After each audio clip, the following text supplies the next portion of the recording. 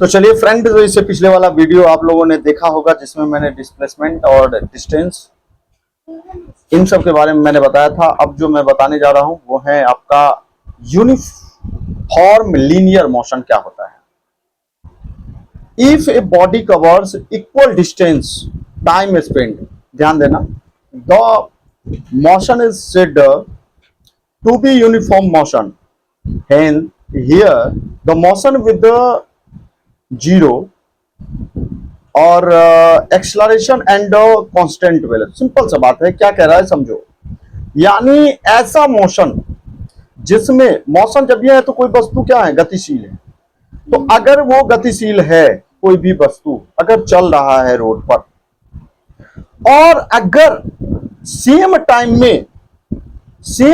में अगर same distance को कवर कर रहा है तो उसी को हम कहते हैं यूनिफॉर्म लीनियर मोशन। यानी ऐसे स्थिति में जो होता है वो एक्सलरेशन जो होगा, motion is with zero acceleration and constant velocity. इसका वेलोसिटी क्या होगा, समान रहेगा। इस चीज को ध्यान रखिएगा, ठीक है। जैसे गौर करो, ये आप एक कार देख रहे होंगे, कार को गौर करो और ध्यान देना। यहां पर ये जो कार चल रही है वो 1 घंटे में 10 किलोमीटर, फिर पुनः 1 घंटे में फिर 10 किलोमीटर, यानी 2 घंटे में 20 किलोमीटर, यानी पर आवर 10 किलोमीटर 10 किलोमीटर, फिर 1 घंटा आगे 10 किलोमीटर, यानी 3 घंटे में 30 किलोमीटर तक जा पाया, फिर 1 घंटे में फिर 10 किलोमीटर, यानी 4 घंटे में टोटल 40 किलोमीटर जा पाया। और पर आवर जो है उन्होंने 10-10 किलोमीटर ट्रेवल किया। तो हमने क्या देखा, सेम टाइम में सेम जो है वह उतना ही दूरी कवर कर पाया। इसी को हम क्या कहते हैं, यूनिफॉर्म लीनियर मोशन। इस बात को ध्यान में रखिएगा, ठीक है। आगे चलते हैं और अगला जो पार्ट है वो आपका है नॉन यूनिफॉर्म लीनियर मोशन।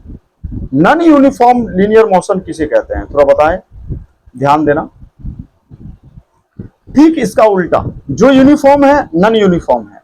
जो पर आवर जो डिस्टेंस है वो अलग अलग कवर करे। 1 घंटे में 20 किलोमीटर कवर कर दिया, लेकिन नेक्स्ट 1 घंटे में 5 किलोमीटर, फिर उसके बाद 9 घंटे में जो है वो 1 घंटे में जो है वो 5 किलोमीटर कवर किया।